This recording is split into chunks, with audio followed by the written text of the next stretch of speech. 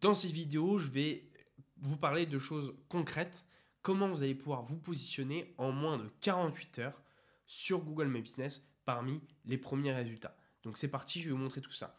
Et donc la première chose qui est pour moi la fondation, c'est le trio qui s'appelle nom de la fiche Google, catégorie et site internet. Pour moi, ces trois choses-là sont super importantes. C'est comme lorsque vous arrivez dans une maison, vous avez un salon, et bien le salon, il faut pouvoir rajouter le sofa, la table, la télé, etc. Et si vous voulez rajouter tout ça, il faut que votre salon ait un sol dans un premier temps. Et donc, pour vous, si vous voulez être bien référencé grâce à Google My Business, il faut que vous ayez cette base, cette fondation. Et donc, pour avoir cette base, dans un premier temps, vous allez vous rendre sur votre fiche Google et vous avez un petit camembert qui va être en fonction de la couleur du pourcentage de l'optimisation de votre fiche Google. Il va avoir une couleur et si c'est au vert, c'est que tout est OK, toute votre fiche est optimisée. Mais en tout cas, cette optimisation ne veut pas dire que votre fiche est optimisée et est bien référencée. Parce que vous pouvez même faire le test. Lorsque vous allez avoir votre fiche qui va être 100% optimisée, ce que je vous conseille vivement de faire, donc optimiser à 100% pour que le camembert soit vert nickel. Mais s'il est déjà vert, derrière, vous allez pouvoir mettre en place d'autres optimisations sur votre fiche Google et les optimisations que je vais vous présenter dans cette vidéo.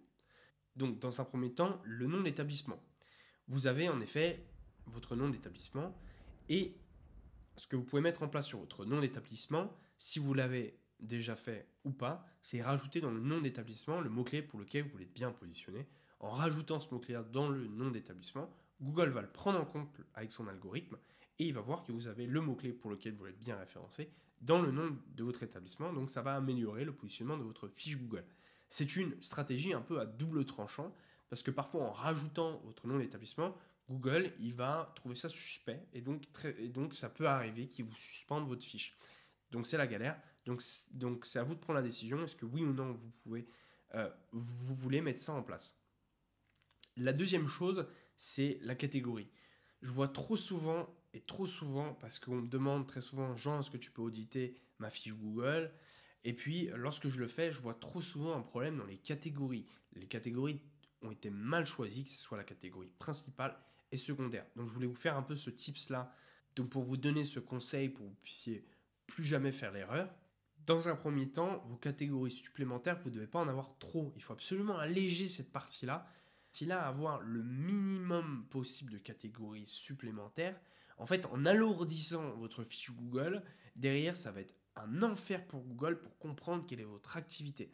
Au passage, si vous avez plusieurs activités, vous êtes serrurier et vous faites du dépannage en plomberie, par exemple, je vous conseille vivement d'avoir deux fiches Google séparées pour chacune de votre activité.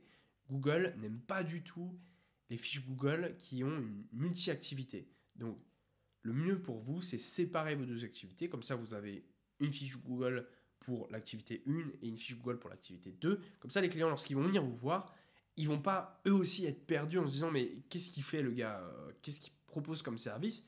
Vous allez, grâce à ces deux fiches Google-là, permettre à Google, premièrement, de comprendre et surtout aux utilisateurs, lorsqu'ils vont arriver sur votre fiche, ils vont mieux comprendre qui êtes-vous, etc.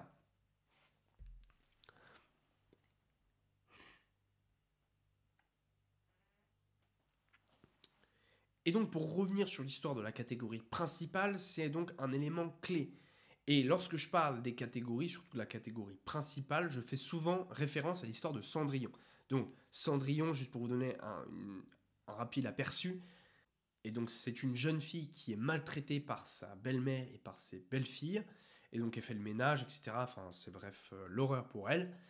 Et ensuite, il y a un bal qui est organisé par le prince qui recherche sa princesse pour qu'il puisse se marier, et ainsi de suite. Donc il organise ce grand bal, les belles-sœurs y vont, elle n'avait pas d'habits pour y aller, donc grâce à une fée, en gros, elle trouve des habits, elle est super bien habillée, elle va au bal, et le prince tombe sur elle, et il est immédiatement amoureux, sauf qu'elle doit partir très rapidement du bal, et en fait en partant, en courant, elle fait tomber sa pantoufle, et donc le prince il récupère la pantoufle, et le lendemain, il se rend chez la belle-mère, et il cherche, et donc il va prendre la pantoufle, et il va la tester sur chacune des belles filles, et il va la tester à elle en dernière, et donc la pantoufle va lui correspondre parfaitement et c'est parfaitement la taille, la bonne taille de la jeune fille qu'il a rencontrée la veille. Et donc, toute cette histoire pour vous dire que derrière aussi, le prince, il se marie avec Cendrillon et ils ont beaucoup d'enfants. Bref, toute cette belle histoire pour vous dire que la catégorie principale, c'est la même chose. Il y a une catégorie principale qui vous convient et il suffit de la trouver. Il suffit qu'elle soit la taille de votre entreprise, qu'elle corresponde parfaitement à cette entreprise. Et donc, à partir de là, vous allez voir une meilleure position de votre fiche Google My Business. Mais il suffit juste, comme ce que je disais avant, de choisir la bonne catégorie principale pour faire avancer le carrosse. Et donc, pour trouver cette catégorie principale-là, trouver la bonne pointure, enfin trouver celle qui vous correspond le mieux, vous avez des outils, voire même plein d'outils, qui vont vous permettre de vous trouver cette fameuse catégorie principale. Je ne vais pas rentrer en détail, sinon la vidéo serait beaucoup trop longue, mais je vous conseille d'aller voir cette vidéo où je vous présente les outils que moi j'utilise pour mieux référencer les fiches Google de mes clients, pour que vous puissiez copier les outils que j'utilise et vous les utiliser pour vous permettre d'être mieux référencé. Donc je vous conseille vivement d'aller voir cette vidéo-là. Au passage, vous pouvez aussi vous abonner à la chaîne YouTube pour ne pas rater mes prochaines vidéos, prochaines astuces. Et par contre, concernant les catégories, parfois il se peut qu'il n'y ait pas de catégorie qui corresponde à votre business. Par exemple, j'étais en train de communiquer avec quelqu'un sur ma chaîne YouTube à travers des commentaires, il me semble.